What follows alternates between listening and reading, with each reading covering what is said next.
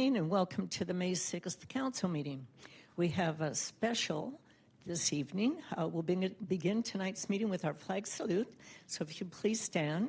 We're honored to have special guests from the Monte Vista 4-H joining us this evening, and I'd like to invite President Hannah Hassan to lead us in the pledge this evening.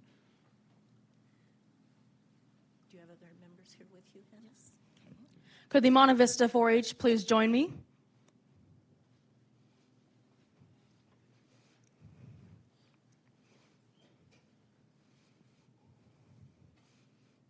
Remove all hats and hoods. Ready? Begin. I pledge allegiance to the flag of the United States of America and to the republic for which it stands, one nation, under God, indivisible, with liberty and justice for all. Thank you. Thank you very much, Hannah, and your group for being with us this evening. Thank you. You're welcome. Also, would you please mention the upcoming junior fair? Yes. In the second week of July, I believe July 8th through the 11th, we have our Chino Junior Livestock Fair, where the Monte Vista 4-H, the Don Lugo FFA, and other 4-H and FFA chapters will be joining us. There will be livestock shows, and on the Friday night, there will be our livestock auction by our 4-H members and our FFA members. Thank you. I really encourage you all, if you can, to attend the auction. You don't have to purchase an animal, but you can do an add-on to these kids, and they really work hard on their projects, and I think we need to support agriculture in Chino. Thank you very much, Hannah. Thank you all for being here this evening. You may be seated. Our first proclamation is National Mental Health Awareness Month, May 2025. I'd like to call up Angie Garcia, Community Services Parks and Recreation Coordinator with the City of Chino. I'd also like to call up Lainey Lapis, National Alliance on Mental Health, or called NAMI, Greater Los Angeles County Pomona Valley Board Member. And the proclamation reads, whereas on behalf of the citizens of Chino, we recognize the month of May 2025 as National Mental Health Awareness Month. The City of Chino, Chino Valley Unified School District, and Healthy Chino Coalition recognize that mental health issues can affect all people. Serious mental illnesses are more common than cancer, diabetes, and a heart disease. And according to the Mental Health America, or MHA, 22.5 million American adults and 4.8 million young people are experiencing severe major depression. Misunderstandings exist about many mental illnesses, and our social culture often wrongly imposes stigma on these conditions. The City of Chino recognizes the importance of addressing both mental and physical health concerns as being essential to everyone's overall health and well-being. And asking for help is a sign of strength and the first step towards achieving mental wellness. The City of Chino offers mental health services to youth, adults, and families. And whereas the City of Chino partners with the National Alliance for Mental Illness, Pomona Valley, to provide free support groups to educate, inspire hope, and decrease the stigma surrounding mental health issues.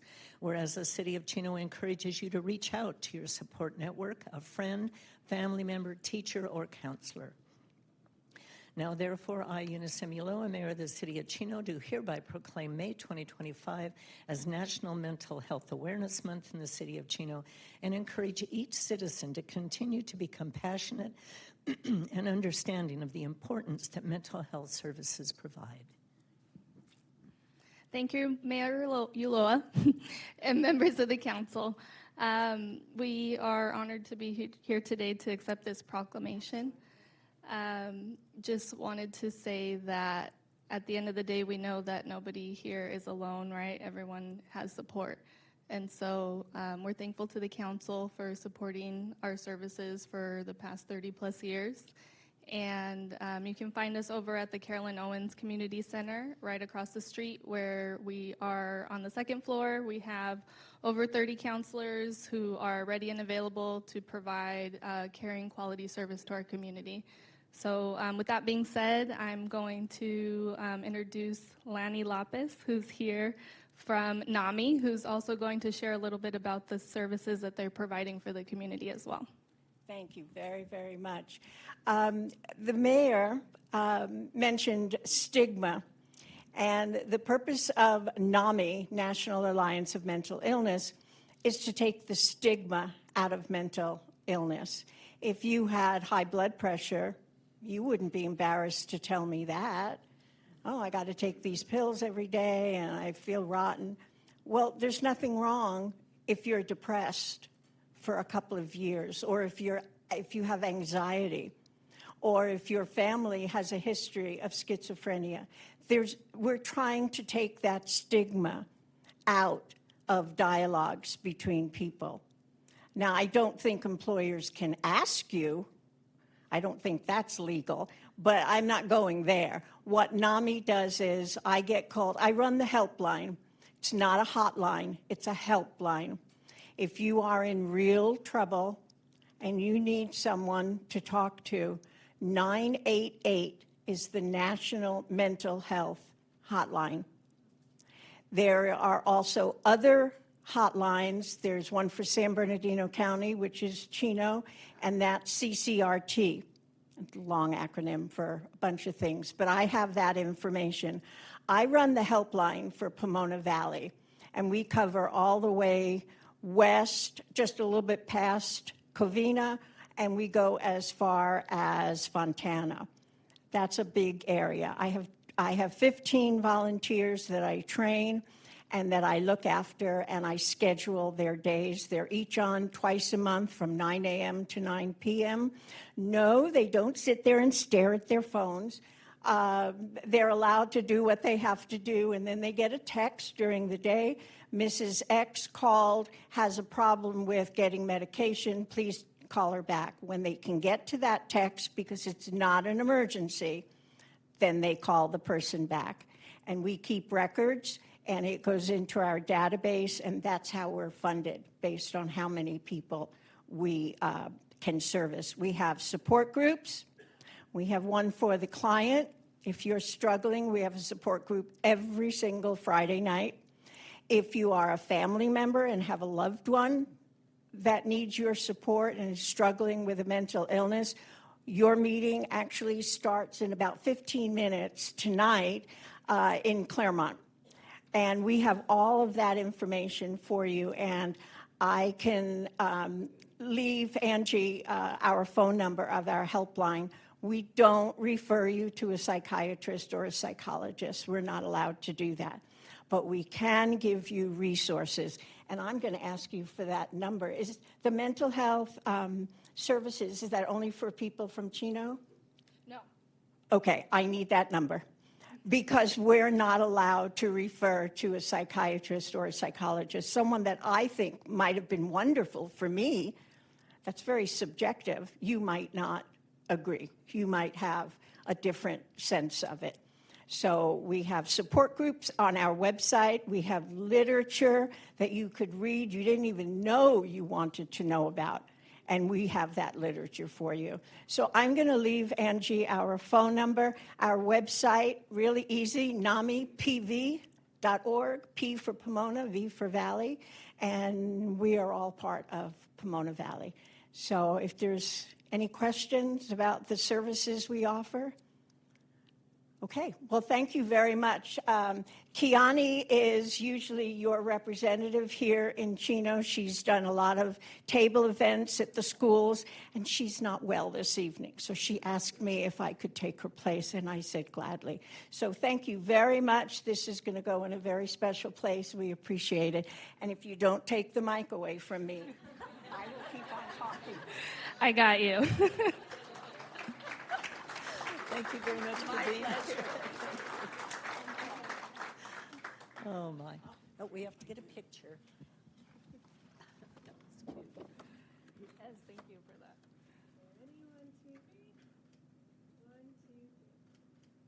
Thank you very much. Okay, next is Professional Municipal Clerks Week, May 4th through the 10th.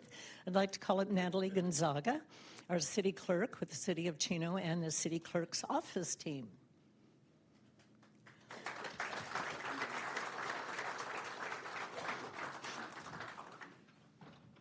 Whereas the Office of the Professional Municipal Clerk, a time-honored and vital part of local government, exists throughout the world. The Office of the Professional Municipal Clerk is the oldest among public servants. You don't look that old, Natalie. The Office of the Professional Municipal Clerk provides the professional link between the citizens, the local governing bodies, and agencies of government at other levels. Professional municipal clerks have pledged to be ever mindful of their neutrality and impartiality, rendering equal service to all. Professional municipal clerk serves as the information center on functions of local government and community. Professional municipal clerks continually strive to improve the administration of the affairs of the Office of the Professional Municipal Clerk through participation in education programs, seminars, workshops, and the annual meeting of their state, province, county, and international professional organizations.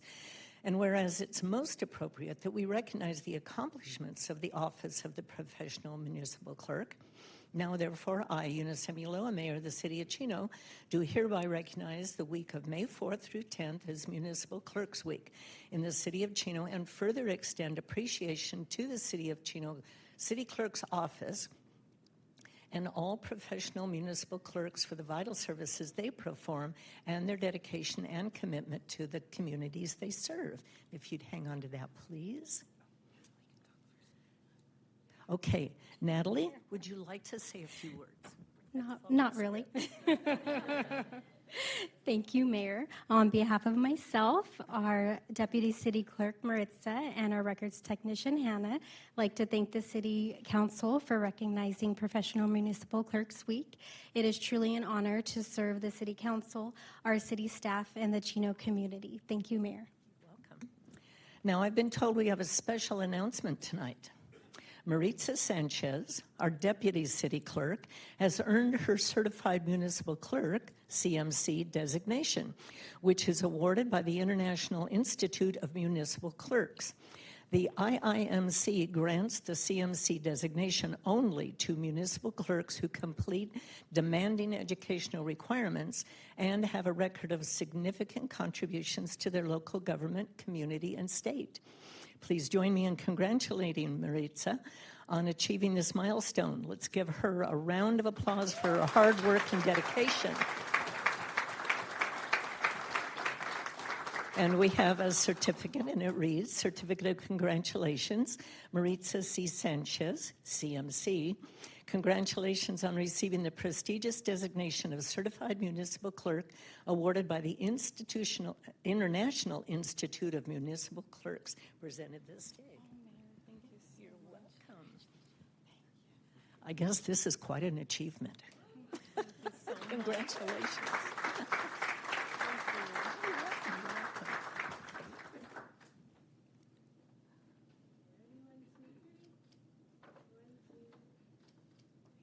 Actually, these ladies really deserve special trophies because they put up with us elected officials.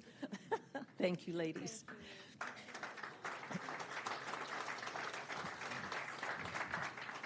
Okay, next we have some pretty special presentations. Chino High School wrestling team's winning season. I'd like to call up Alex Angula, Chino High wrestling team coach. Alex? He's outside. Here he comes. This season, the Chino High wrestling team had an outstanding run, demonstrating hard work, perseverance, and sportsmanship.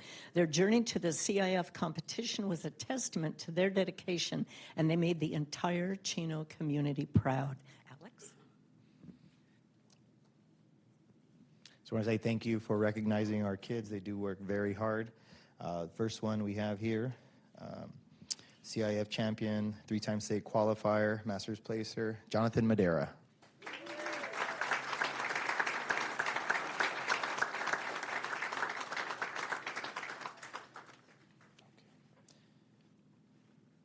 Here we go. Also CIF champion, master's placer, and state qualifier, Nathan Caldwell.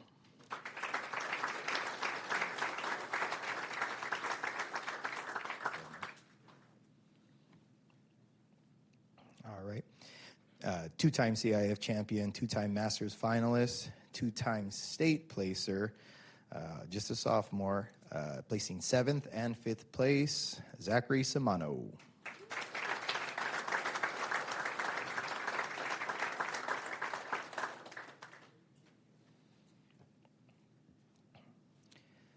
Okay, we have 3-time CIF champion, 2 times Masters champion, 6th in state, and a current Puerto Rico World Team member, Tilly Kakuk.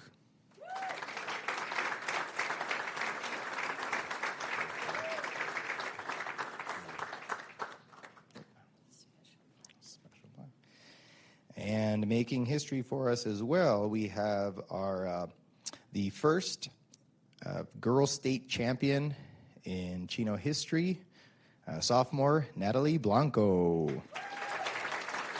Also Masters champion, CIF finalist.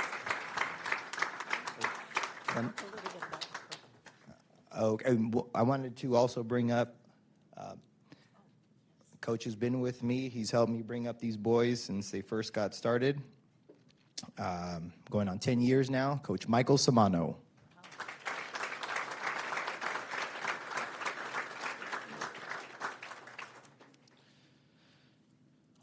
I'll award these to the coaches.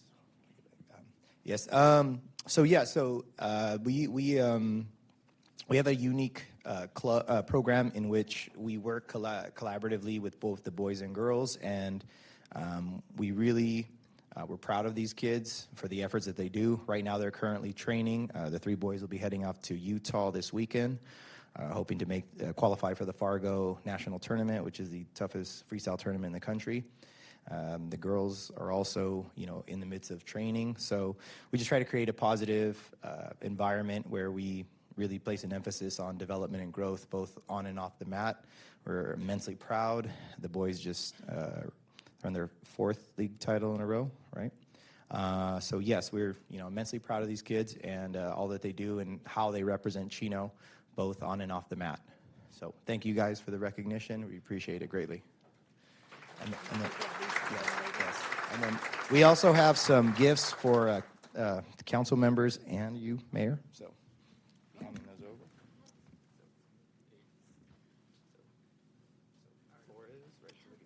Thank you very much. Thank you, and congratulations. How great. I'm going to have you hang on to that for me.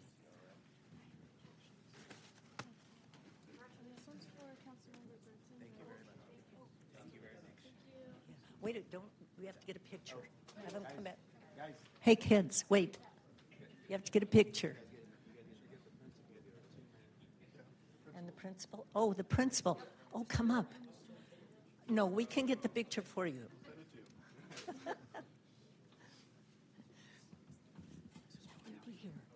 good. I'm better off in the background. No.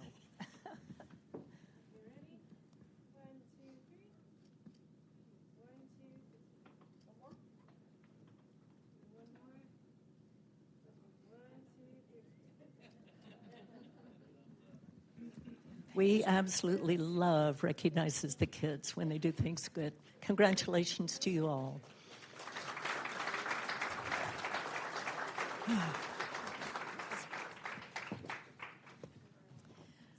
Let's see, this is 2 pages. Okay. Next, we have recognition of the Teen Advisory Committee members. Teen Advisory Committee, or TAC, is comprised of Chino residents who are students in the Chino Valley Unified School District. I want to recognize what a great group of leaders we have in our community. Since the beginning of the school year, TAC has accumulated 435 volunteer hours for volunteering at every citywide special event, Chino Youth Museum events, and more. During the year, TAC completed 3 service projects. The first service project was collecting donated Halloween costumes that benefited the Chino Valley Unified School District Care Closet. The second service project was assisting in the transformation of the Chino Youth Museums into Santa's Village for the Chino Youth Christmas Parade and Fair. And finally, the third service project was a hygiene drive collecting items for Chino Neighborhood House. These future leaders are a true asset to our community, and their efforts should not go unrecognized.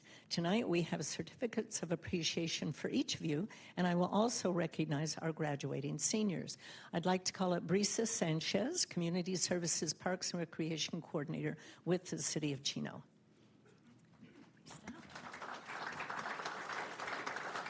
I don't think any bits will go off the board.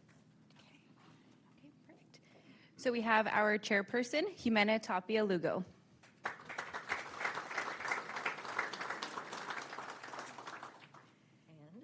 a special pin because she's a senior. Our vice chairperson, Kao Lowe.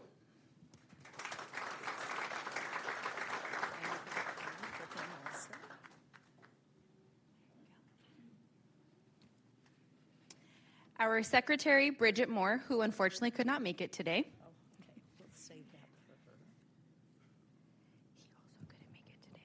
Adrian's not here. No. Well, you want to announce his name? Yes. Okay. Member Adrian Mora, who unfortunately couldn't be here today. Member Neil Jatakia, who unfortunately also could not be here today. Member Jaslyn Sanchez.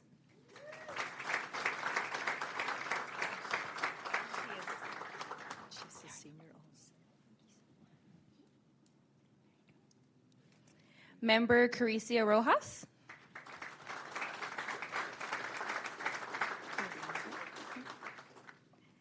Member Drew Ramirez.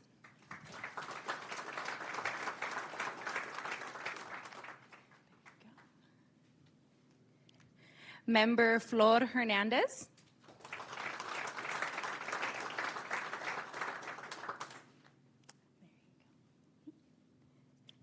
Member Julia Barraza.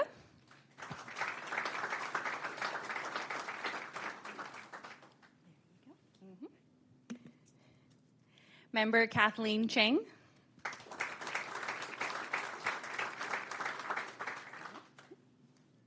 And Member Sophia Henderson.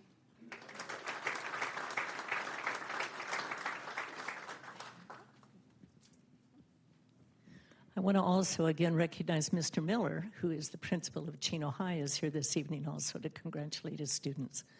We're very, very proud of you. Thank you very much for all of your hard work. You're looking at the future's leaders here, so we're very, very proud of them. Let's get a picture.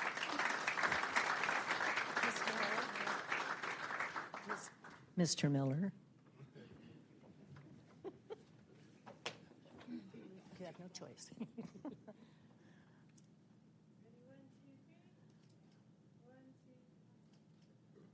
Thank you again. Thank you. Thank you very much.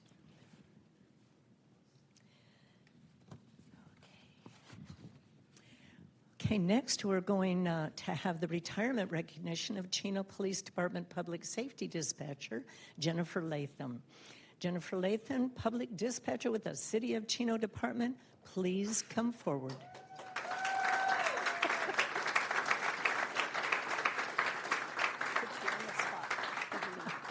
Tonight, we recognize an exceptional member of our police department, Jennifer Latham. She began her dispatching career with the Chino Police Department on November 7th, 2005. During her nearly 20-year tenure in Chino, Jennifer served as both a tactical dispatcher and designated dispatcher.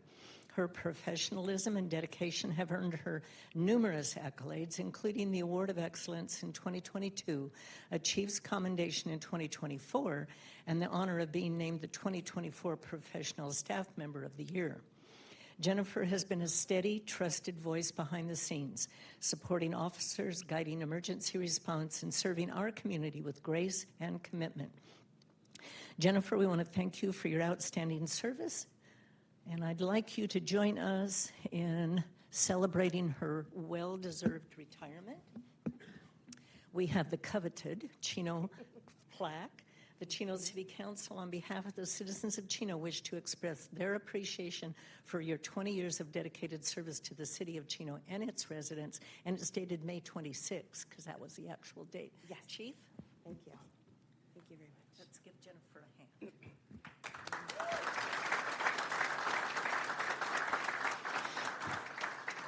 I just want to thank Jennifer for her dedication and her service to the Chino Police Department and the Chino community. I talked at the last meeting when we did a proclamation for National Telecommunications Week how difficult the job is. And just people in general, when they start getting close to retirement, they start to slow down a little bit. Not Jennifer. And that's why this past March, we awarded her as our Professional Staff Member of the Year for 2024. And that is the highest honor for any professional staff member to receive at the Chino Police Department. So a very good job, well done, and congratulations on your retirement. Thank you very much.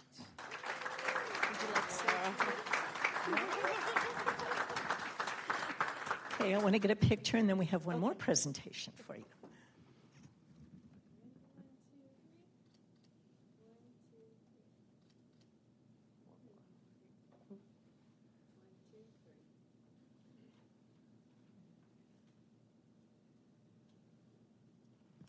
You know, when you have an emergency, Jennifer's voice is one of the ones that you may talk to when you call the police department. The ability to stay calm in situations that you have faced is amazing, Jennifer. Thank you very much for your service to our community. Now we have one more presentation. I'd like to call up Anthony Marino, District Representative for Senator Susan Rubio's office. Thank you, Mary Loa. Hi, Jennifer. On behalf of State Senator Susan Rubio, I just wanted to recognize you and congratulate you on your 20 years of service to the Chino Police Department and the City of Chino. I know that I actually did a tour of Montclair's Police Department of their dispatch center, and I quickly understood how tough it is and the difficult nature of being a public of being a dispatcher. So I just want to commend you on your service, and I wish you the best, and the Senator wishes you the best in your retirement in the years ahead. And I also quickly recognize Jennifer's name because I know she was also recognized earlier this year at the Chino Valley Chamber of Commerce's Salute to Public Safety. So I don't know how common it is to get multiple Senate recognitions, but I just wanted to, I think that's a reflection of what you mean to the community and the contributions you made. And so I know everyone here is proud of the work that you've done. So just want to wish you the best. Thank you.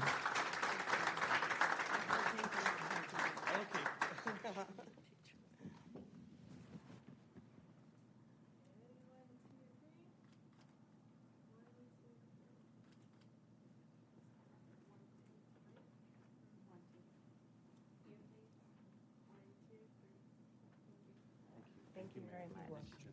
Thank you for being here. Congratulations, Jan. Okay, we're almost done. Next, we have the business of the month. Our May business of the month has been bringing community gatherings and celebrations to life for over 2 decades. For the month of May 2025, we would like to recognize Let's Party Entertainment as our business of the month. I'd like to call up the owner of Let's Party Entertainment, Vola Rossi, and her team. Please join me up front. Just you, okay. Everybody else is on overtime. Everybody's on overtime. Let's Party Entertainment is a floral gift shop and complete event planning company. They pride themselves on being a one-stop shop for all event and party needs. They are consistently praised by customers for their kind services and party planning expertise. Their slogan, "We work so you can party," could not be more true.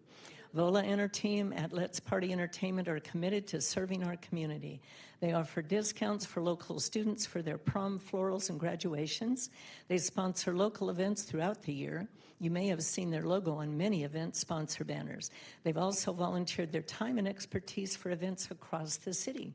Let's Party Entertainment is also a proud member of the Chino Valley Chamber of Commerce and collaborate with our local vendors for their events, often referring their customers to our local businesses. When asked why her business is located in Chino, Vola said, "Our business is in Chino because it's home. I grew up here, raised my boys here, and now I'm giving back by offering a much-needed service to the community I love."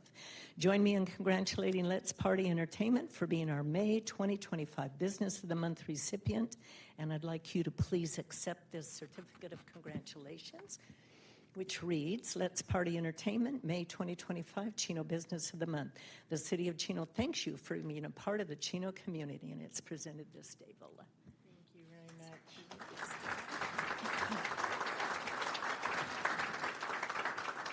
All right, I didn't really plan on speaking, but thank you very much. It is my honor to be in this community. Not only did I grow up here, or at least graduated from a local high school, not Chino, sorry. It was Don Lugo, but it's okay. We're still good. But to give back to the community is definitely important, and as long as we're keeping our business and our money in our community, I think just it helps all of us grow just as a community, and hey, revenue isn't bad when you're giving it back. So thank you very much for this. Thank you, Mayor. Congratulations.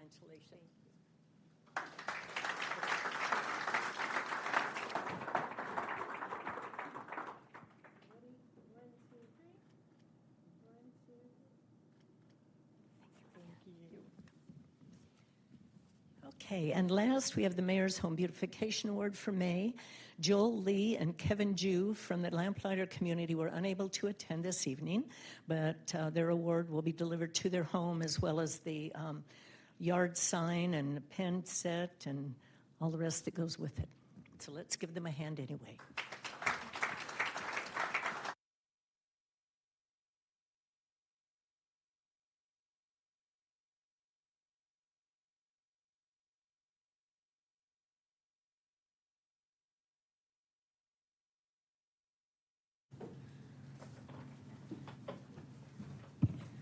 Okay, you'll note that Mayor Pro Tem Burton is not with us this evening. He's ill and sends his regrets that he's unable to attend. Now, we did have closed session prior to the meeting. I'd like to ask our attorney to report out any action that was taken. Thank you, Mayor, members of the council, and all those present. The City Council met in closed session as announced by the Mayor and discussed the following items as listed on the closed session portion of the agenda. Item number 1, the conference with real property negotiator concerning the property at 5412 Francis Avenue. Mayor Yoloa abstained and did not participate in the closed session room on that item. The balance of the City Council discussed the matter and no further action was taken. Item number 2, conference with real property negotiator.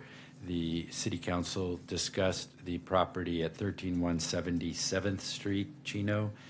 Following an update from staff, the City Council held a discussion and no further reportable action was taken. Item number 3, conference with real property negotiator. The property concerning 13218 6th Street.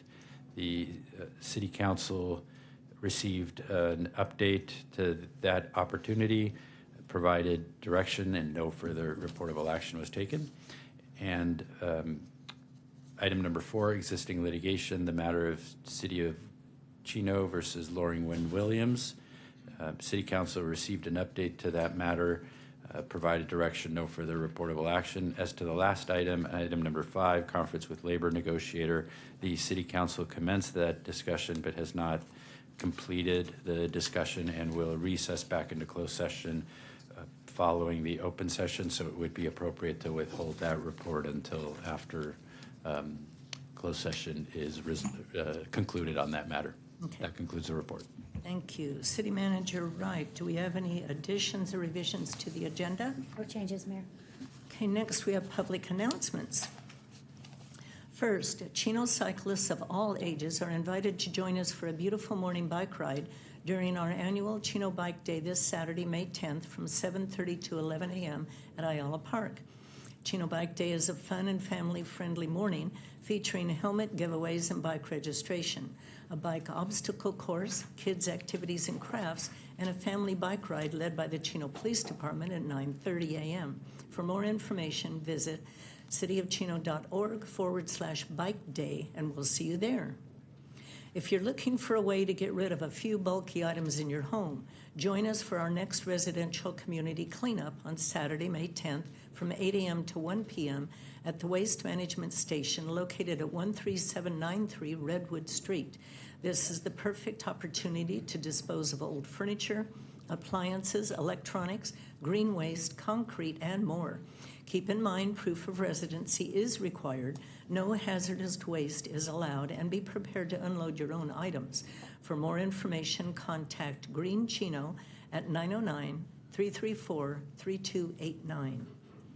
Finally, I invite you to join us as we pay tribute to our fallen heroes during the annual American Legion Memorial Day ceremony on Monday, May 26th at 10 a.m. at the Chino Community Building. The city will partner with the Chino American Legion Post 299 for a heartfelt ceremony honoring those who made the ultimate sacrifice to preserve our way of life, featuring the laying of wreaths for each branch of the military, a poppy proclamation, and a 21-gun salute. I hope to see you all there.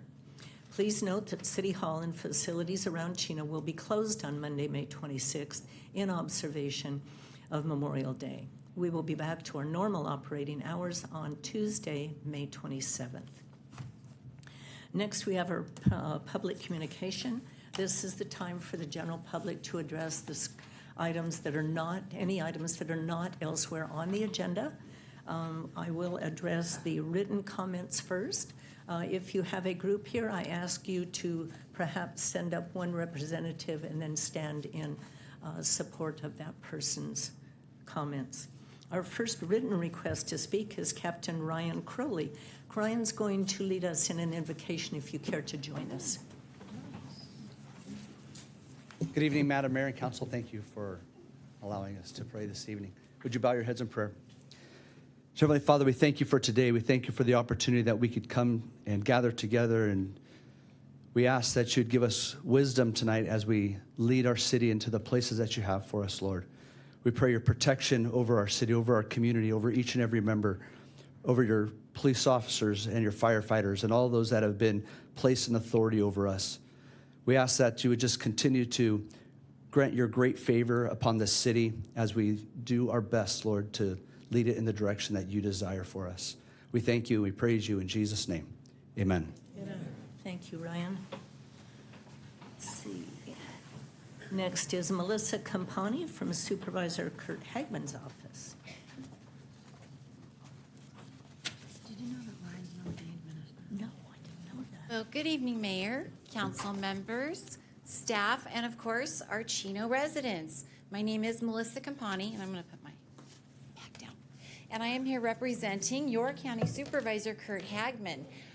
Supervisor Hagman, actually, we have a lot of good events coming up, so I wanted to make sure to share, and we do hope that our residents can attend. The first event that he is hosting is the open house, and that's a good one. We do close the street in front of our office in Chino Hills, and we have a lot of wonderful county services and departments that come out. If you've ever wondered what your county has to offer, this is a very good opportunity to see some of those different departments and talk with someone if you have any questions. And that will be Wednesday, May the 21st from 5 to 7 p.m. at Supervisor Hagman's district office. The address is 14010 City Center Drive, and that is in Chino Hills. So we have, just for example, we have Aging and Adult Services. We are bringing out county animal care. They don't serve a lot of our area here, but it's fun to have them bring the big truck out, and we were actually able to adopt a couple of dogs last year. And I got to tell you, that was probably the best moment for me, is to see that. It was wonderful to see those puppies going home with families. We are going to have the assessor recorder clerk. They have a mobile unit, so that might be a good time to visit with them. Children and Family Services, Chino Hills Police and Sheriff, and of course our Chino Police Department, the Chino Valley Fire, and the list is quite lengthy. So we do ask that you RSVP. There is no charge, but we want a head count. We're going to be having some food provided by our own Chino Police Officers Association, and the Chino Valley Professional Firefighters. So it's a good time. We're going to feed you. We're going to have ice cream. Bring your children, bring your neighbors, and come find out about your county. The RSVP is Supervisor Hagman, Hagman, .eventbrite.com. So I think I covered all those bases. The next one coming up is always very busy. This is a job fair, and it's also an expungement event. So this will be taking place on May the 28th between 10 a.m. and 10 a.m. I almost said 10 p.m. and 2 p.m. And that will be at the Ontario International Airport, Terminal 1, 1940 Moore Way, and that is in Ontario. I have a phone number for you of 1-800-451-5627. And this is also hosted with Workforce Development and the Ontario Airport. So I believe this is the old building. If you remember, if you grew up in the area, you remember the old Ontario Airport. And this is where the event will be held. And we have lots of different prospective employers.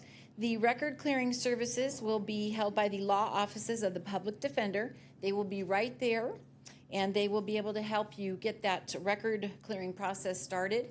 If you get a job offer, they will expedite you to the front so that we can make sure that you're good and ready to go for a job. So let's see, I think we also have a registration here on Eventbrite. However, this time it is WVHE0528.eventbrite.com, and I've got a little scanner. Probably can't see that. Okay. And our favorite event's coming up, Mayor. You know what it is. Shredding. It's the shredding event, that's right.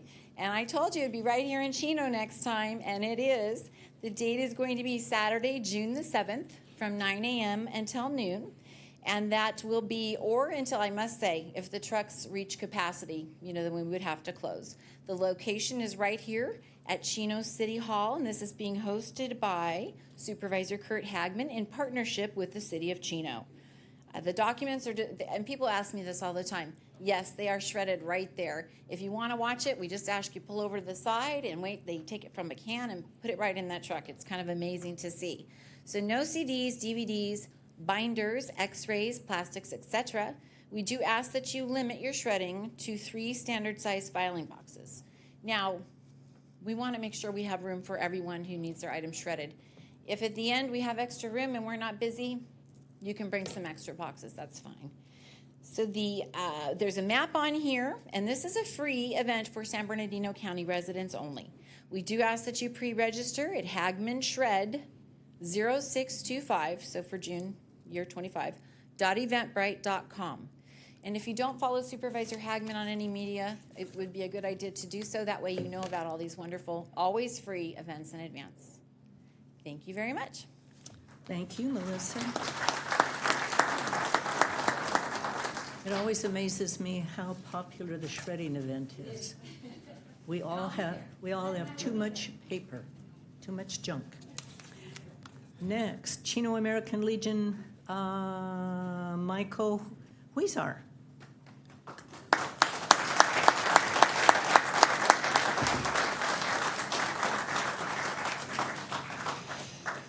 Dear Mayor and Chino City Council, it's always been a pleasure to have your support. We have always greatly appreciated that. I'd like to just take a moment. If you are an American Legion family member, would you please stand? Oh, you're already doing it. They're standing.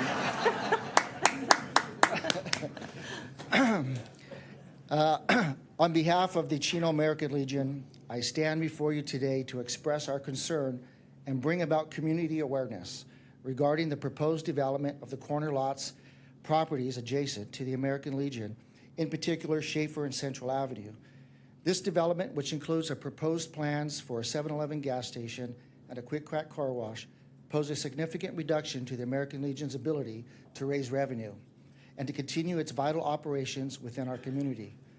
The Chino American Legion, officially known as the Elmer C. Jertberg American Legion Post 299, has been a cornerstone of our community for over 100 years.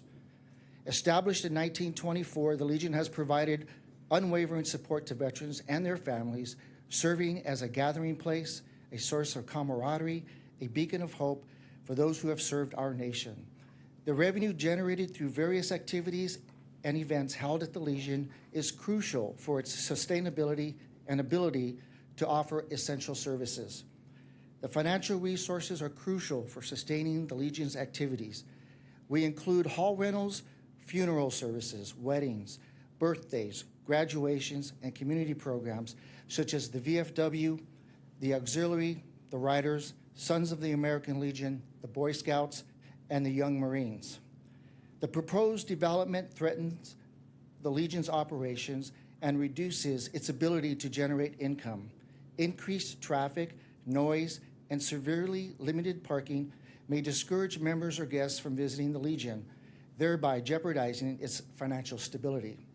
Without adequate revenue, the American Legion might be forced to shut down, leaving a gap in our community and depriving veterans of essential support. Local veterans in Chino rely on the services provided by the American Legion. The American Legion has identified resources available to help veterans and their families find and connect to benefits they may be entitled to. These include assistance with applying for benefits, disability claims, pension claims, as well as employment and counseling services to veterans. The loss of the Legion would severely impact the availability of these crucial services and support networks. In short, we need your help. We are seeking a continued partnership with the city, along with our local elected officials and our community at large, to help us in developing a strategic plan to protect the American Legion and ensure its continued operation. This plan could involve exploring alternative development sites, relocation of the Legion, providing financial assistance, development incentives, or taking steps to reduce the impact of the proposed business on the Legion's activities. We graciously ask the city and our community to review the effects of the proposed development and support the American Legion in its mission to serve those who have served us. In closing, as a veteran, we carry a deep sense of pride in our service. We often make it difficult for us to ask for help. But beneath that pride, there are moments when we truly need support. Your leadership and assistance can profoundly impact our lives, reminding us that we are not alone.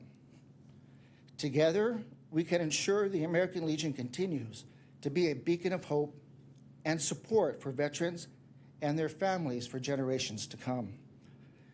Respectfully, Michael R. Weezer, Post Commander, American Legion, Chino Post 299. Thank you. Thank you very much.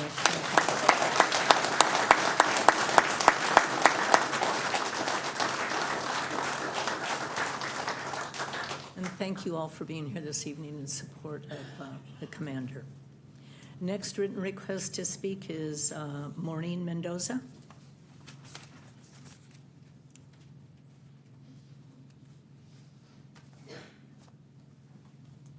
Good evening. I am here today to express my deep concerns regarding another recent temporary ARC Animal Center issue. On 4/22/25, during the Chino Hills City Council meeting, the ARC Executive Director, Clint Thacker, was asked if the ARC would be a non-kill shelter. He stated that the non-kill means 90% of the animals will leave alive. However, with the temporary shelter, it will be a challenge, and we will get to the 90% with the permanent shelter. So that means we won't be a non-kill shelter.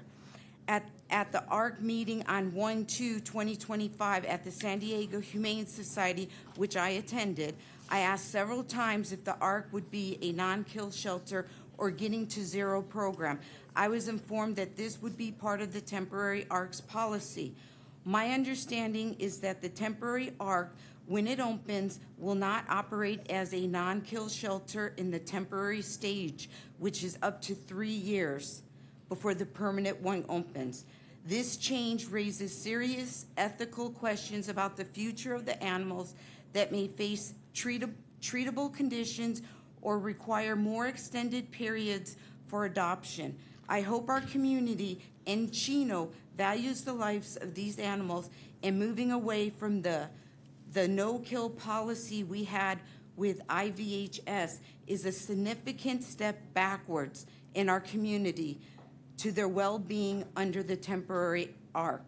As you know, the public and the animal rescuers are concerned that not having an in-house veterinarian and solely relying on outsourcing contracts will limit the scope of specialized care available to these animals with complex medical needs.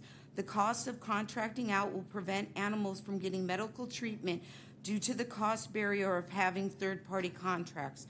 Furthermore, I am deeply concerned that there is still no TNR program under the temporary ARC. The TNR is a proven and humane method of managing feral cat population, reducing shelter intake, and ultimately decreasing euthanized rates. Not having this program will likely increase the number of stray and feral cats in our community, placing further strain on the temporary shelter. During today's ARC meeting under closed session with real property negotiators for property 2304 South Baker Avenue, I made a public comment regarding this agenda that Chino City should not continue to bail out the City of Ontario for getting kicked out of IVHS. Chino City should not have to pay more money to lease, buy, or sublease 2304 South Baker Avenue property just behind the temporary ARC. If this agenda item was regarding leasing, buying, or subleasing, Ontario City would need to pay for it. The initial thought of needing to give the temporary ARC time to adjust is often reasonable. However, I've observed the situation for almost a year, and unfortunately, the issue persists. In some areas, like the shift away from the no-kill, no TNR program, and no on-site veterinarian, they represent significant negative changes rather than just organizational growth pains. Well, patience can be helpful at this stage. It's critical to see concrete improvement and commitment to the well-being of the animals and the community's values. The City of Chino decided to leave IVHS, which offered so much to residents and the animals. I request that the Chino City Council members engage with the temporary ARC and help get us equal or better services than the Humane Society we are leaving, IVHS. We're getting less services and we're paying more. And I want you guys to be well aware of this. You guys need to see when ARC talks before these other city councils, they contradict themselves in everything. We don't have anything. And I don't think you guys are well aware of that. Thank you. There's a lot of information on ARC that it's not on our agenda this evening, so I cannot address that. I encourage you to visit the website. And I did attend the meeting today because Councilman Burton was ill. There is a lot of information there. I, for one, support the ARC. I think we're going to be very happy with the services. Okay, that's all the written requests I have to speak. Is there anyone in the audience that would like to address the council on any item that is not on the agenda? Okay, seeing none, we'll move on to the consent calendar. It's items 1 through 5. Do any council members wish to have items pulled? Okay, seeing none, then I would entertain a motion and a second, please. We have a motion from Councilman Lucio, second from Councilmember Comstock. Please vote. And the consent calendar passes 4 yes with 1 absent. Next, under new business, item number 6, award of contract, Glenn E. Duncan Interactive Water Feature Project, PK 253. This item is to award a professional services contract in the amount of $80,000 to Sitescapes Incorporated, Costa Mesa, California, for design services for the Glenn E. Duncan Splash Pad project.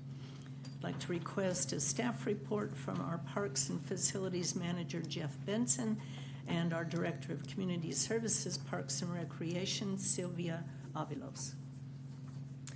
Good evening, Madam Mayor and members of the City Council. Lewis Operating Corporation is currently in the progress of the development of a 10-acre public park named Glennie Duncan Park located in the preserve. This park is being developed as part of the Town Center Block Project located south of Market Street and east of Main Street as conditioned by the Preserve Development Agreement. The developer is required to design and construct the park in lieu of paying development impact fees. City staff and representatives from Lewis conducted discussions on what amenities should be included in the park. Staff proposed adding an interactive water feature to the park's amenities, as there is currently only one city splash pad and it's located in the northern section of Chino. The developer has the right to reasonably decline any of the amenities requested by staff. Although Lewis declined this request for liability reasons, they agreed to allocate an area within the park site and provide access to utilities for the city to construct and operate the water feature. On November 9th, 2023, city staff met with the City Council's Infrastructure Streets Committee to discuss the proposal to use park fund preserve reserves for the city to construct an interactive water feature. This project aims to create a visually engaging, safe, and accessible water play area that enhances the park's recreational offerings. Once constructed, the city will operate and maintain this highly anticipated park amenity. Lewis Operating Corporation has been working with landscape architecture firm Sitescapes, Inc. on the design and development of Glennie Duncan Park. Knowing this, Sitescapes was selected by the city through a sole source professional services agreement to design the interactive water feature project. Their familiarity with the site, local environmental conditions, and regulatory requirements ensures consistency in design, efficiency in project execution, and seamless integration with the overall park project. At this time, staff recommends to award a professional service agreement in the amount of $80,000 to Sitescapes, Inc., Costa Mesa, California, for design services for the Glen E. Duncan Park Interactive Water Feature Project, PK 253, as well as authorize expenditures of up to $8,000 for project contingencies for a not-to-exceed potential contract amount of $88,000. Additionally, appropriate $13,000 to the Park Fund with a backfill from the Park Fund Preserve 341 reserves for a revised project budget of $88,000, and authorize the city manager to execute the necessary documents on behalf of the city. That concludes my report. I can answer any questions you may have at this time. Thank you very much. Karen, you had a question? No, Mayor, I do not. You have any comments? Any council members? Mark? I think it's that splash pad's going to be well used down there. I know that none of the clubhouses currently have a splash pad. We have one in College Park. It's very well used by the community. It's in our community center. So I think it'd be a great addition, especially on hot days, for the kids to go out there and enjoy. So I look forward to it. Okay, thank you. Is there anyone in the audience that would like to address the council on this item? Okay, seeing none, then I would entertain a motion in a second for item number 6. We have a motion from Councilman Flores, second from Council Member Comstock. Please vote. Item passes 4 yes with 1 absent. Item number 7, construction contract to Pacific Hydrotech for State Street Water Treatment Plant, WA 212, and amendments to the professional services agreement for the project. This is to award construction contract to Pacific Hydrotech for State Street Water Treatment, WA 212, and approve amendments to the professional services agreement for the project. Staff report this evening will be provided by our Associate Engineer, Natalie Avila, and our Director of Public Works, Hygen Lee. Good evening, Honorable Mayor and council members, as well as the members of the audience. Tonight, I will provide to you a project overview, historical timeline, and how we arrived here today, funding sources, and next steps for our State Street water treatment plant. As part of the 2021 Water Master Plan,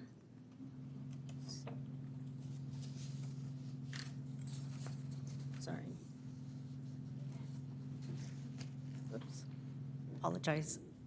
As I was saying, as part of our 2021 Water Master Plan, the State Street Water Treatment Plant, referred to as State Street WTP, will be a new centralized treatment plant that will treat wells 12 and 14 for nitrate, perchlorate, and 1,2,3-trichloropropane. These, otherwise known as 1,2,3-TCP. These contaminants have been detected at concentrations above the maximum contaminant levels set by the State of California Water Resources Control Board, Division of Drinking Water. This will enable an alternative, redundant water supply.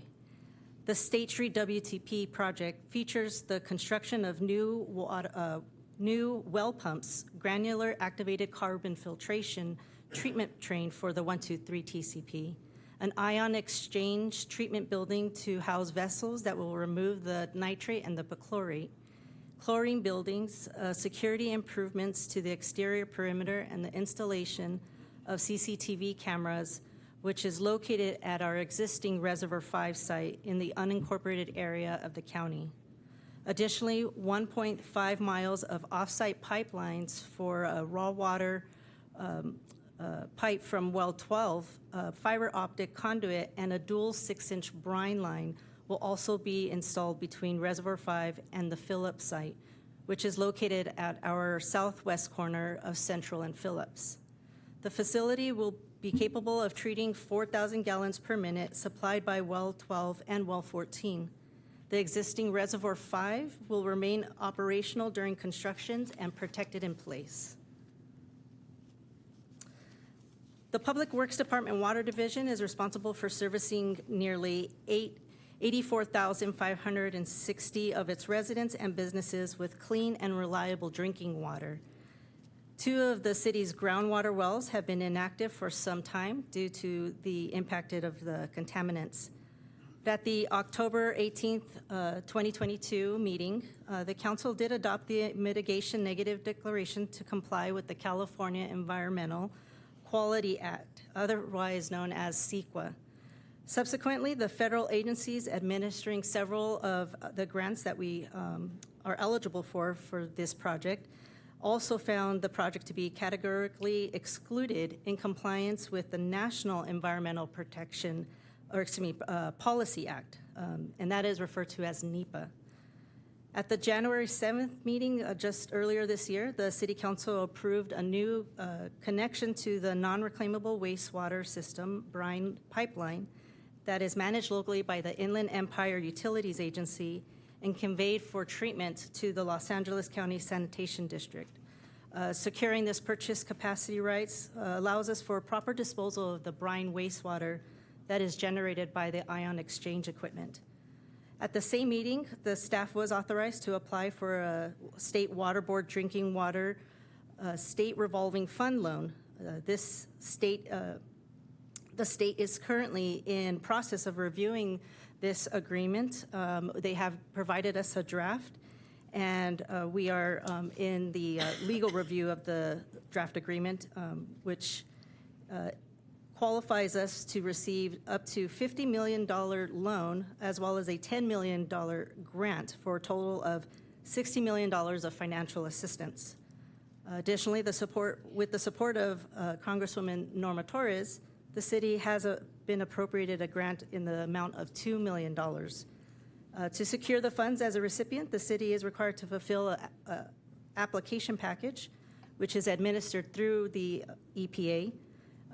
And lastly, the city has received a grant from the U.S. Bureau of Reclamation in the Water Sustain and Management America's Resource for Tomorrow program, other known as WaterSmart, and that amount is $750,000. Before you right here, you can see on the left is our existing site conditions, and illustrated to the right is our proposed feature site. The state street water treatment plant current available budget is $15,830,679.94, which requires an additional appropriation of $38,708,159. The city has been awarded, as I mentioned, one of the grants, which is also reflected in our current budget. The city is currently in the process of securing the congressionally directed spending grant that I mentioned from administered by EPA, the $2 million. And the city is also been eligible for the emergency contaminant grant and currently working on the with the State Water Board to be awarded for this grant along with the loan. The water enterprise funds will primarily cover the appropriation and until anticipated grant funds are received by the city. Aside from the grants that I've just mentioned, the city has applied for the Drinking Water State Revolving Fund loan to fund the project. And as mentioned, the legal review is currently in progress with Fred's assistance, and we hope to bring the approved final draft of this agreement to council in the next few months. With the anticipated low interest rate to be paid over the expected term period of 30 years. Now, until the SRF loan funds are awarded, this appropriation is necessary to facilitate the scope of work, including the additional fiber optic for communication and security improvements.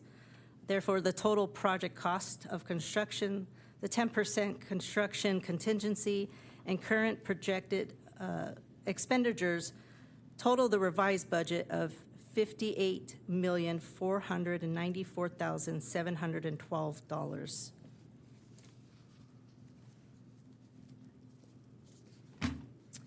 The Public Works team has finalized the plans and specifications for advertisement on August 10th and 17th of 2024 on the Planet Bid web-based bid system, with the mandatory bid meeting that had occurred on August 20th.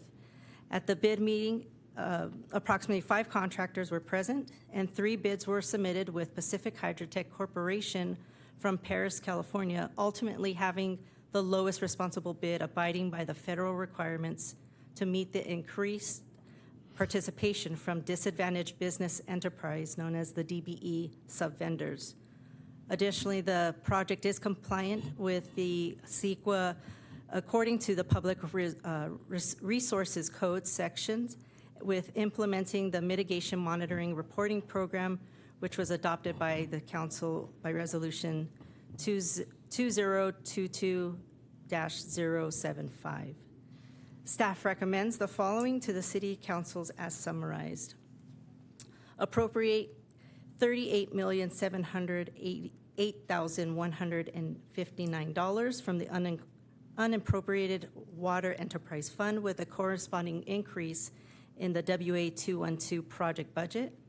Approve a waiver of the bid irregularities and award a construction contract to Pacific Hydrotech Corporation for $44,063,900.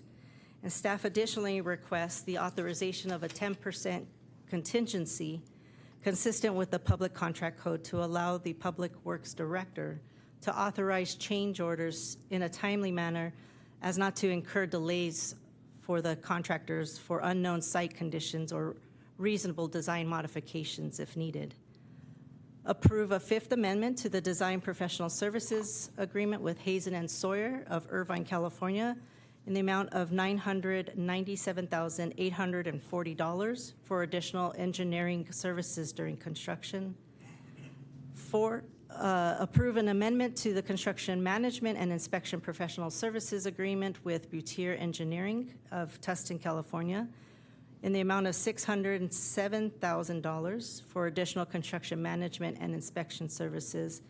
And lastly, award a Native American Monitoring Service Agreement with Kitch Nation Resources Management for a not to exceed amount of $290,000. I would like to note that there was a small revision particularly made in the agreement that was originally on the packet, but the revised copy is, from my understanding, available to you at the dais.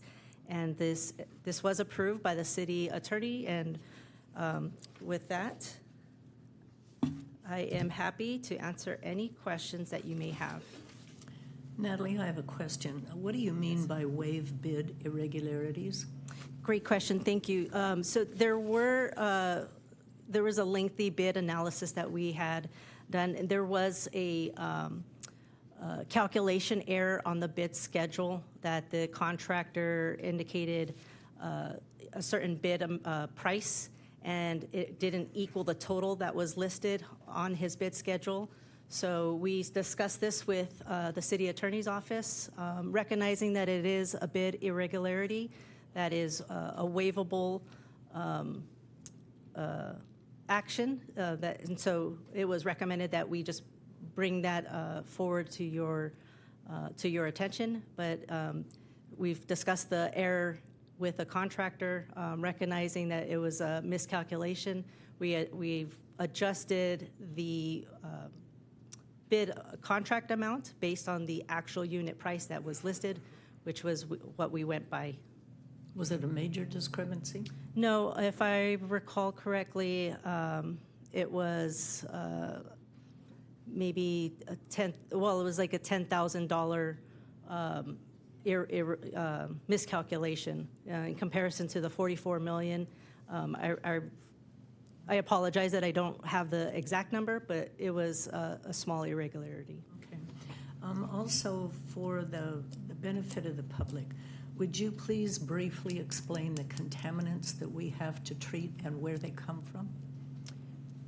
Yes, so the 123 TCP, that is the contaminant that will be, one of the contaminants that is recognized, is a chlorinated hydrocarbon that is a man-made chemical that is found as a result, it's found in the groundwater as a result of industrial and hazardous waste that have leached into the ground or have been purposely discharged into the ground. It's found in cleaning and degreasing solvents, and sometimes even associated with some pesticides that may have been used. Given the historical nature of the area, having agricultural use, it's found to be a pretty common contaminant. And the State Water Board has regulated that concentration in the water to be 5 parts per trillion. So it equates to the levels that we're treating are going to bring that level, or going to bring the contamination below those levels. The nitrates. I heard an interesting analogy to try to understand what that concentration is, and it's something crazy like 1 tablespoon or 1 teaspoon in a pool that's Olympic size. Yes. Yes. Okay. The other contaminants, nitrate is a primary source from the pesticides and from the waste manure that may have leached into the ground as well. And then the perchlorate.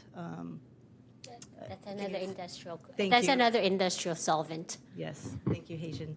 Okay. So I know in the past we have had some speakers claim that there is massive ground contamination from septic tanks. This contamination that we're addressing with this well site has nothing to do with that, correct? That is correct.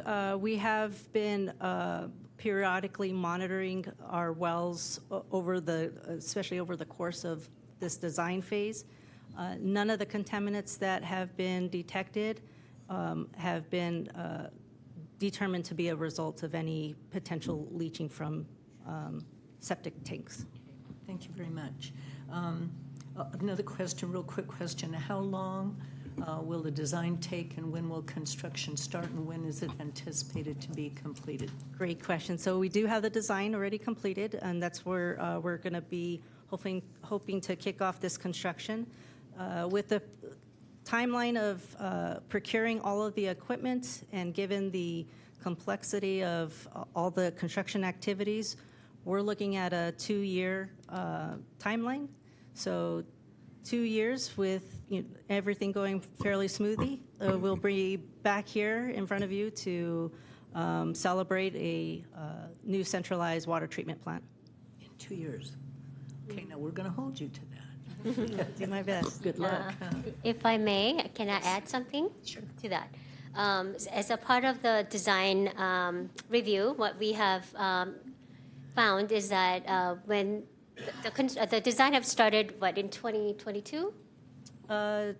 Roughly around this. Yeah, so and as a part of that, my assessment was to make sure that our new treatment plan is reliable during a power outage. So one of the conditions that we put on our Hazen Sawyer is for us to design a emergency generator as a part of the project. Even though it was not part of the original design, I highly recommend that we consider it as a part of possibly a change order. But we did apply for a emergency grant through federal, I think it's a... The congressional. Yeah, congressional... Directed spending. Directed spending, yes. But however, they have received all the paperwork, but they have not determined whether our project will be granted any funds for an emergency generator. So we're still working on it. Now, if we get the grant, if we get the low interest, or loan rather, our fund, our water fund will then be replenished, right? And then we'll be making payments on... That's right, for 30 years. Right, for 30 years. Okay, thank you. Like a mortgage. Mark, you had questions? And just for the benefit of the public, if for some reason we decided not to do this, what would be the result for the city? If we decide not to do it, we will have obviously, we would have stranded assets of well 12 and 14 not being able to serve that water because it's contaminated with the contaminants that we have listed. And we would have challenges in meeting demands in the upper zone in our city. We need it. Yeah, we need it.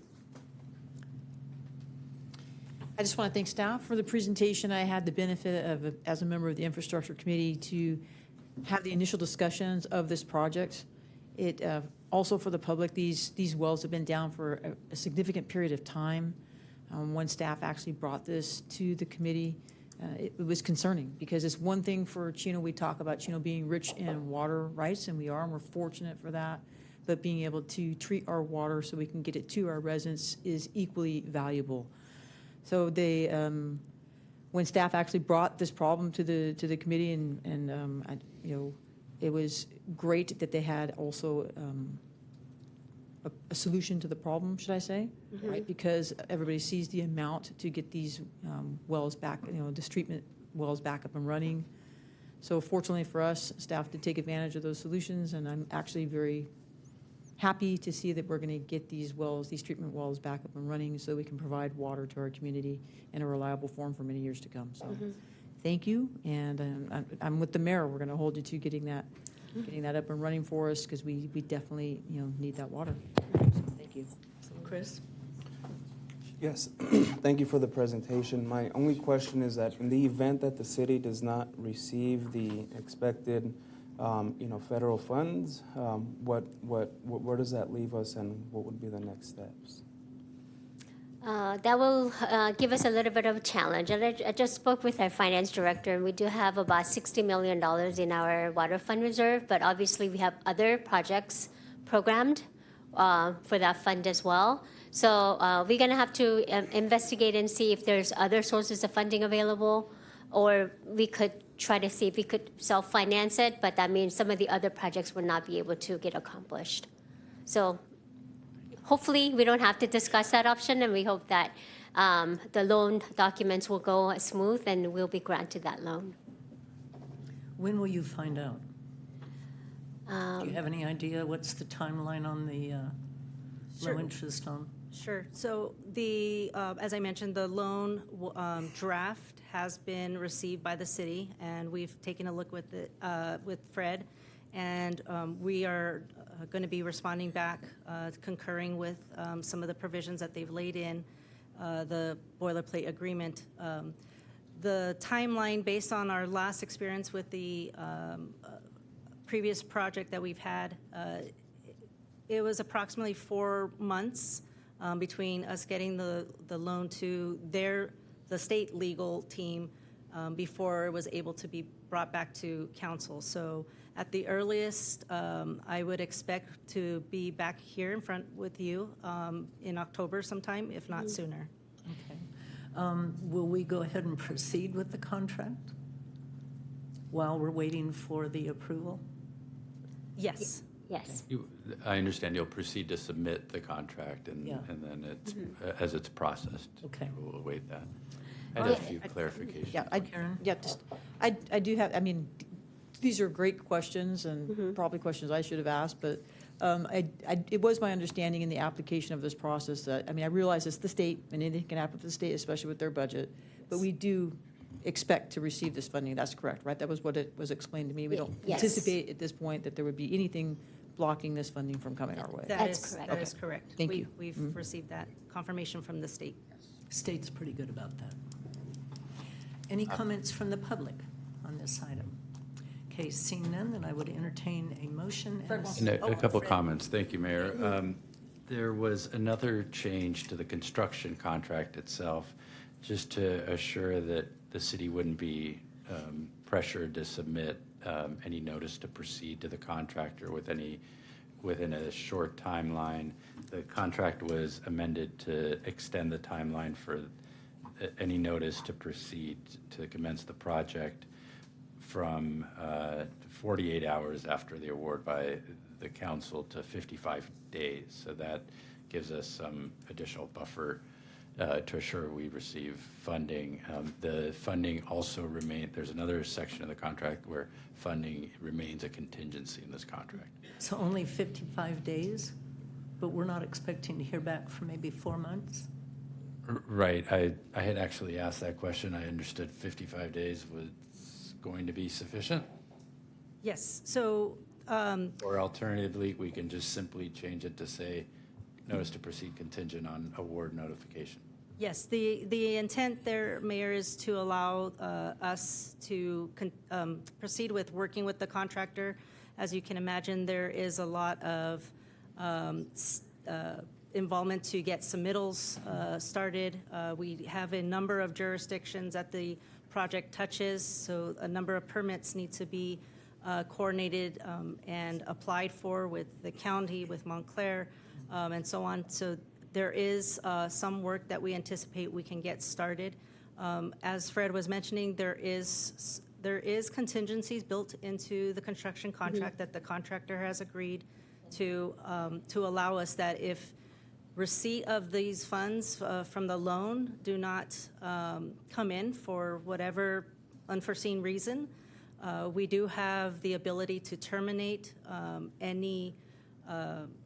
we have the ability to terminate the contract if needed, and any incurred cost up to that point would be, again, just based on, overhead and maybe insurance bonds, administrative expenses. So the notice to proceed with construction, which is going to be several months into from now into, we actually have need to have a shovel in the ground.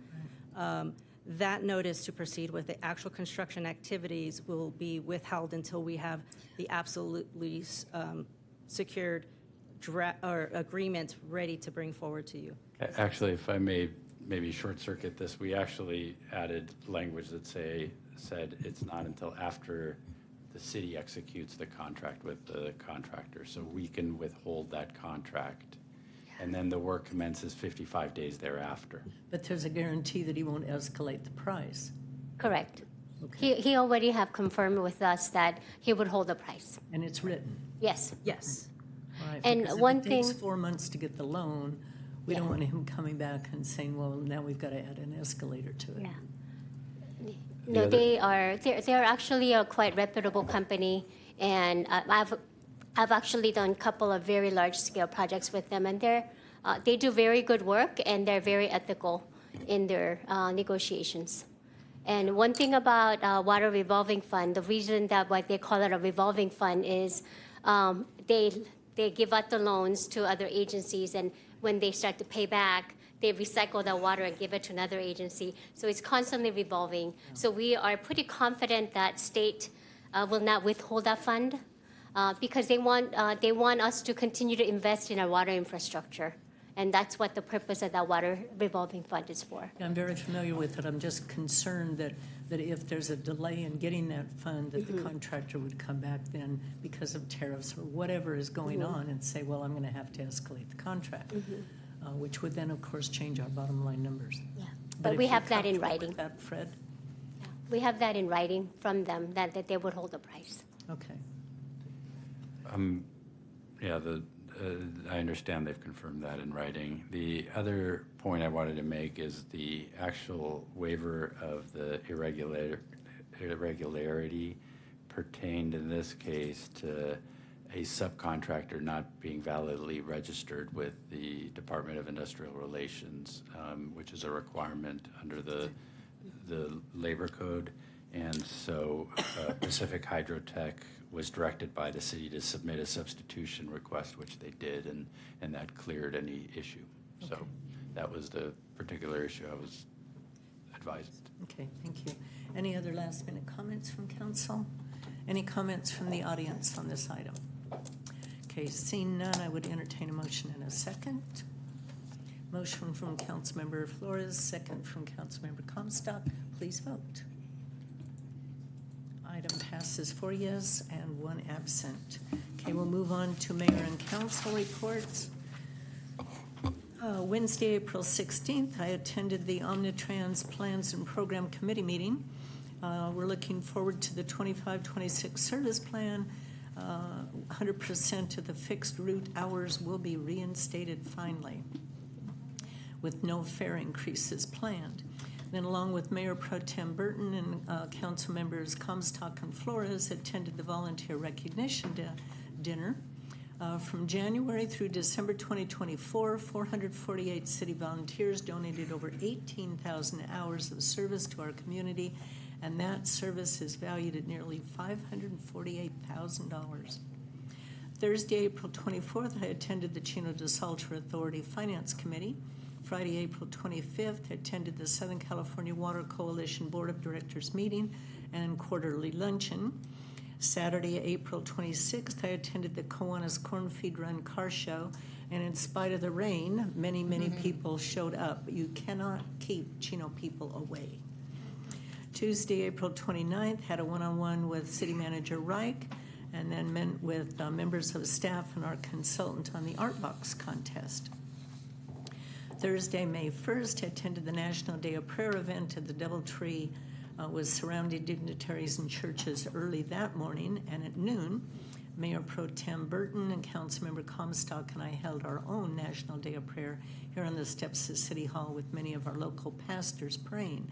Calvary Chapel Chino Valley Praise Team led the musical worship. The attendance grew this year, which is always encouraging. Friday, May 2nd, had the opportunity to speak to our local realtor group about what's happening in Chino and what we're looking forward to in the future.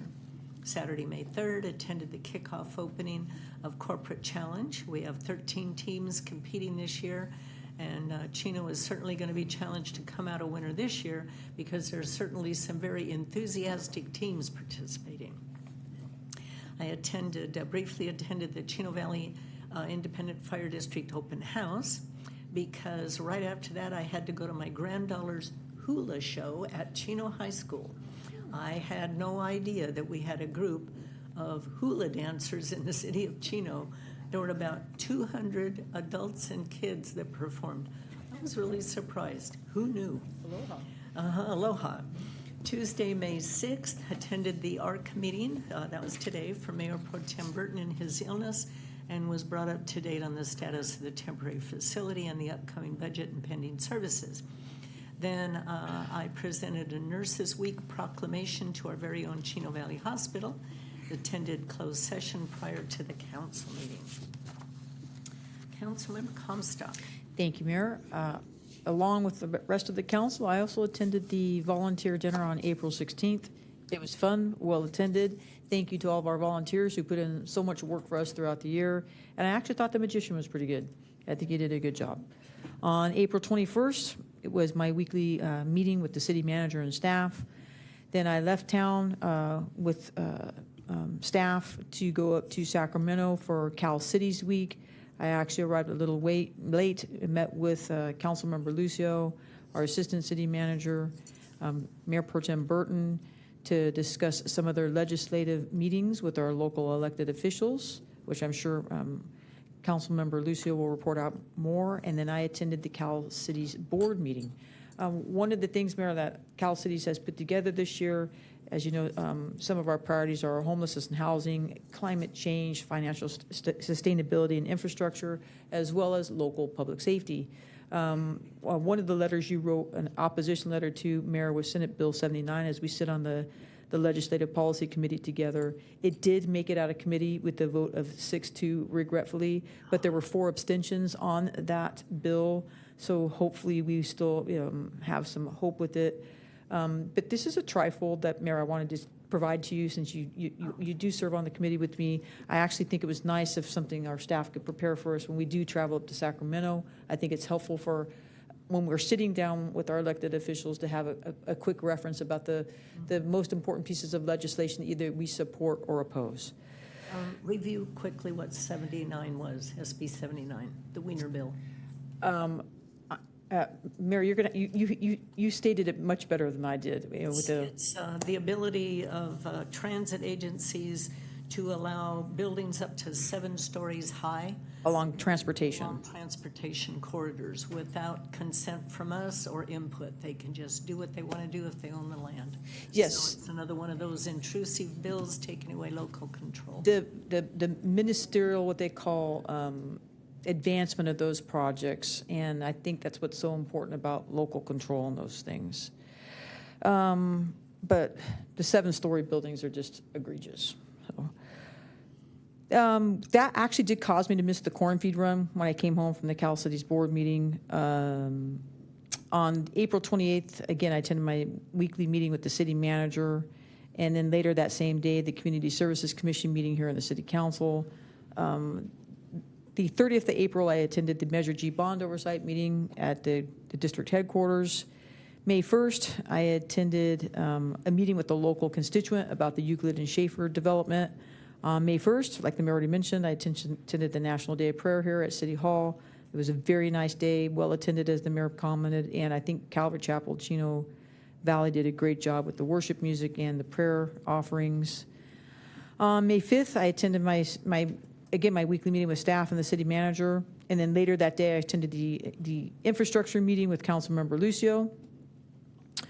And then that brings me to today, May 6th, where I attended closed session tonight with the rest of the council, which we will be reconvening back to after the meeting. I just want to quickly compliment the Chino wrestlers for making us so proud, for representing Chino. The TAC meeting, the Teen Advisory Committee members, they're graduating. They honored them at our last Community Services Commission meeting. There are some very good young men and women serving on that TAC, so thank you for their volunteering as well.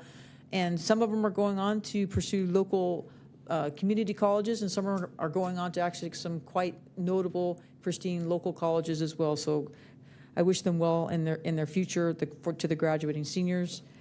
Jennifer Latham, I already complimented her. I worked with Jennifer for a long time at the Chino Police Department. She is an exceptional and well-respected public safety dispatcher. I wish her well in her retirement. And then to my friends at the American Legion, I want to thank you for coming and offering your comments tonight. Commander Weezar, your comments were well stated. I do believe there's the ability for us to work with both the local development as well as preserving the rich legacy and foundation, and more importantly, the service that our American Legion provides here locally to the city of Chino, to our veterans and to their families.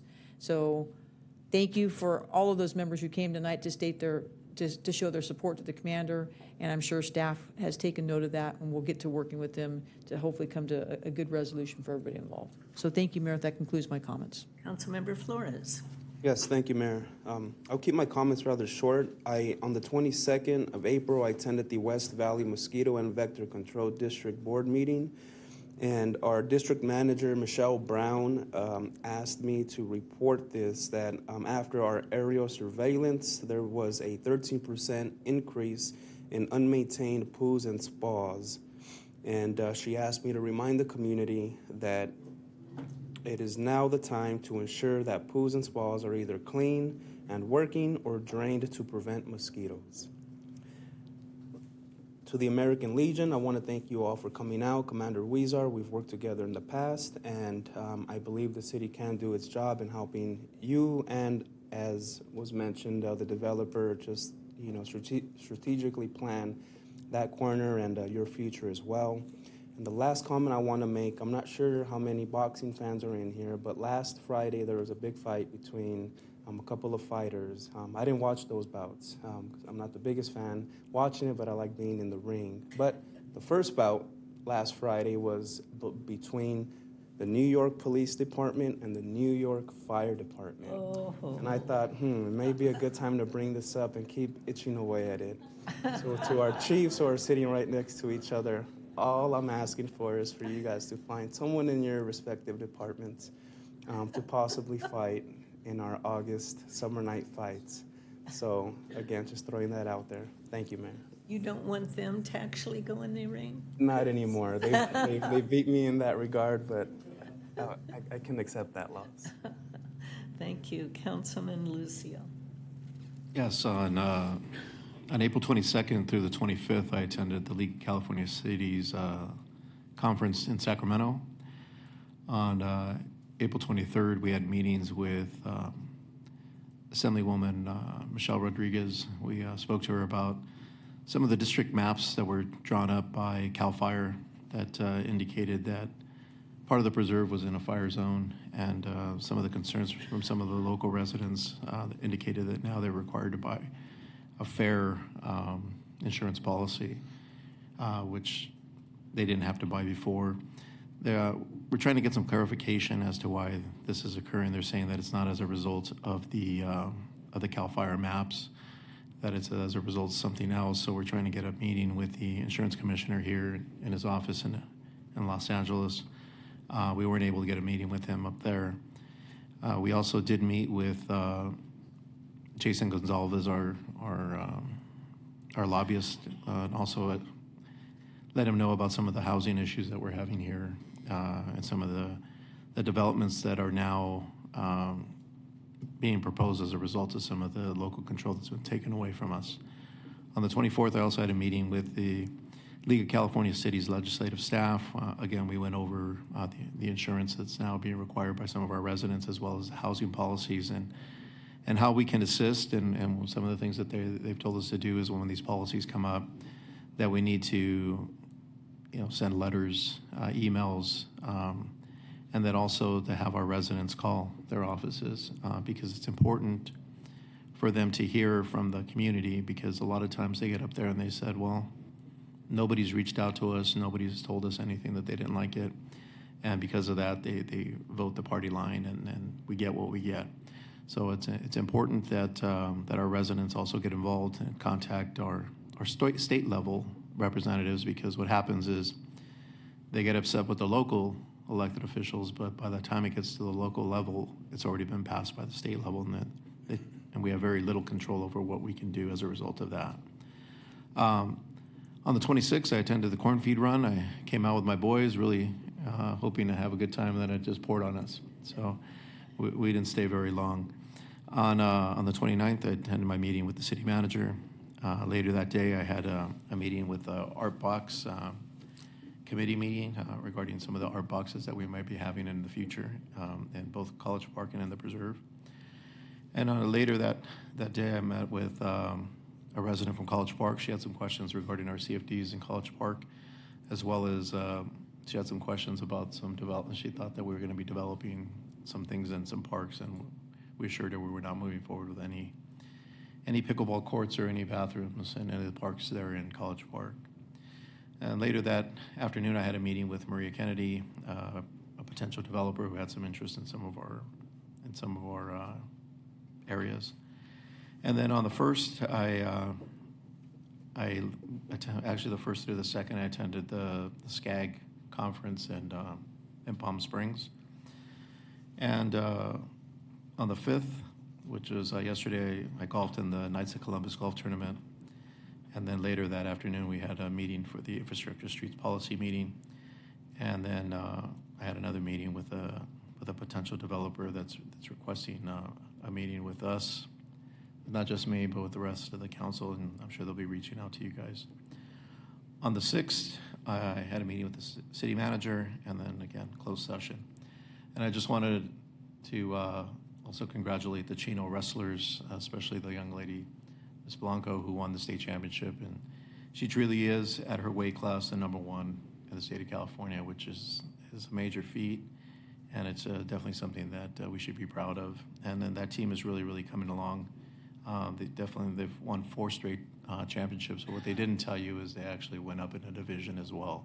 So they started off at a lower division. They've moved up to another division. If they continue to win, they'll move up again. And that's how they continue to become competitive. The more you win, the more competitive brackets you get into. So I'm proud of them for that. And I think they're doing a great job with their program. And I just also wanted to thank the American Legion for coming out and speaking. And with that, I have nothing further. City Manager Reich, before you give your report, Councilman Lucio mentioned something that triggered something in my mind. You know, we need our residents to communicate with our legislators on legislation that is negative. We try to inform with our reports, but I'm wondering, can we create a section on our website, kind of like a red flag report for citizens, briefly explaining some of the bills that we need their input and give them the actual, you know, what the bill is and what we need them to write or call the legislators on? I think it would be very nice for people to have an easy way to access areas where we need help.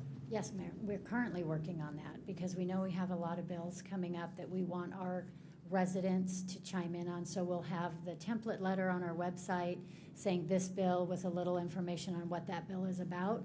And please send this letter to your local legislators in opposition. Good. So we started that because we did that with CIM. Yes. And we had some great success with that. And we know that there are a lot of bills coming our way over the next few months that we're going to need help with. Yes. So yes, that's a great idea. And we are working on that currently. Good, because we need input from our community, and they need to know that up in Sacramento. We wrote the one bill to the governor. Now we're trying to get all the mayors in the west end of San Bernardino County to join us in another letter written to the governor about this housing legislation that's taking away local control, and hopefully we'll get a meeting with him and get our other mayors to support us as well. He needs to understand this is really negatively impacting our community. I think, Mayor, to your point, at our last meeting where we were talking about an appeal to some of our housing element, you know, one of the things people asked us was, well, what can we do to help you? And we have told people one of the things you can do in addition to reaching out to us, you know, like the city manager just said, is having you also call your local elected officials, not just local office, but potentially their office in Sacramento. Their office in Sacramento, at the local level, if you're meeting with them about something, but when they're up there doing business in Sacramento on the floor, it's very, very important you call and speak to their staffers and express concern. And then express the same concern to us so we can all work in tandem to convey our concerns. But we need to make it very clean and easy. Yes. And quick for people to help. Yeah, and then most of the legislation that's going on up there is what I would call routine business, but when it comes to some of the local control about housing and different things like that, Safety, public safety is very important that you share in this responsibility with us to inform them, you know, about how important it is. So, Linda, the rest of your report? That can be my report, Mayor. Okay. City Attorney Galante. Thank you, Mayor. So a couple points. On SB 9, just a few more bits of data. The way the proposed legislation is written is that it essentially requires cities to automatically authorize residential developments irrespective of the zoning. It could be residential, industrial, commercial, et cetera. It imposes different tiers depending on the distance from a transient-oriented stop. I think it starts with 7 stories and goes down to 4 or something if you're a That's- mile away or something. That's essentially correct. It also authorizes transit agencies to essentially get in the land use business by creating standards for residential development on property that they either own or have an easement to. So it's sort of really expanding into the city's jurisdiction. So I thought I'd brighten the day with that information. The only other point I'd make is the Corn Feed Run was really well done despite the weather, so it was really a nice event to attend. Thank you. That's all I have, Mayor. My husband had his car there, and that car doesn't even have windshield wipers because it's not allowed to get wet. I thought Bob was going to have a heart attack, because it was raining. So I guess about every 10 minutes he was wiping it down, trying to keep it dry. I'm surprised he left it out there. I can't believe it. Well, I know I kind of expected him to take it home, or put the Easy Up over the car, not the people, but over the car to keep it dry. But He wasn't alone. There were people wiping down their cars everywhere. he toughed it out, but it did get the carpeting wet. So I don't know. That's going to be another expense, I think.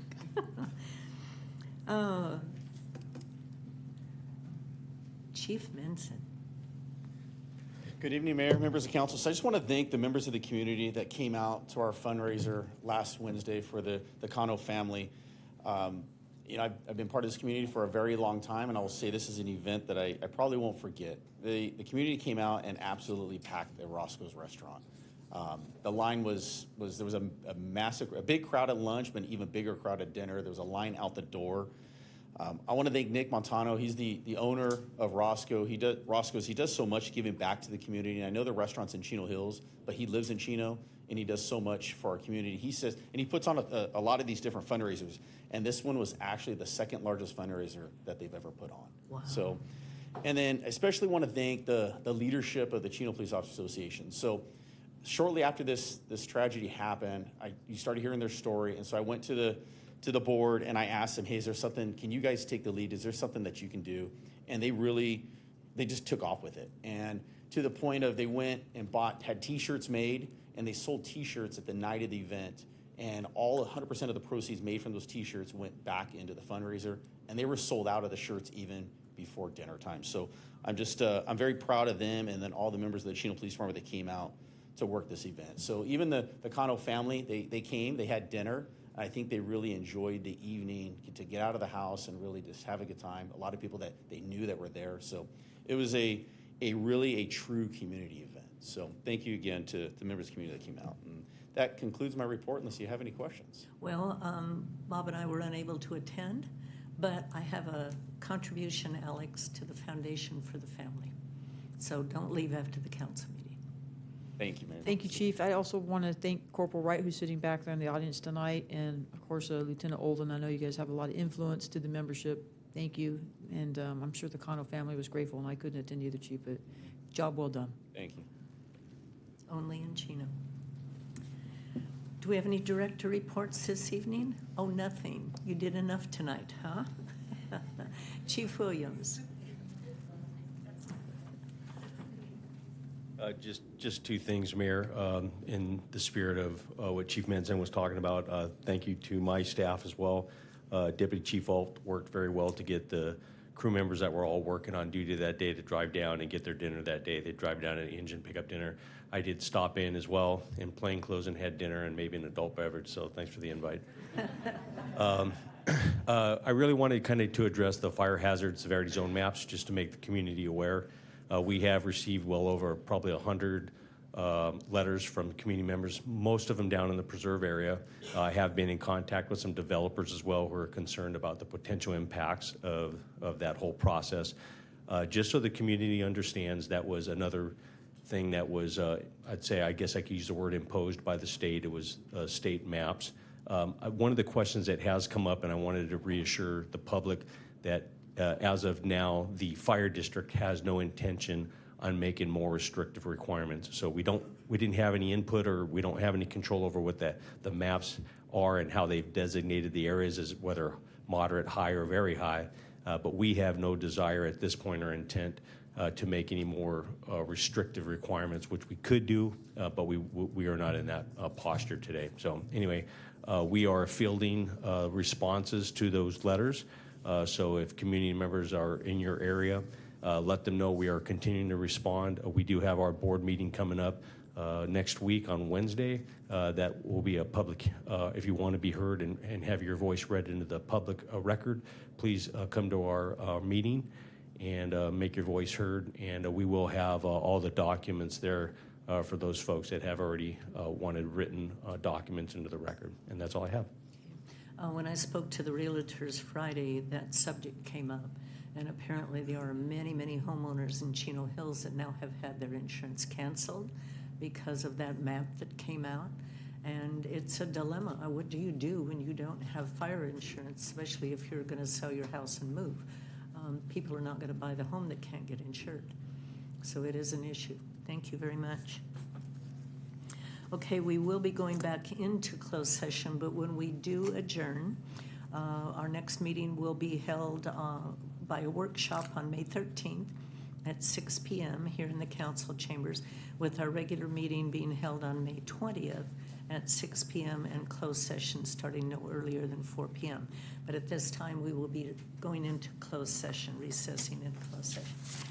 And again, that's on the labor negotiations item. Thank you, Mayor.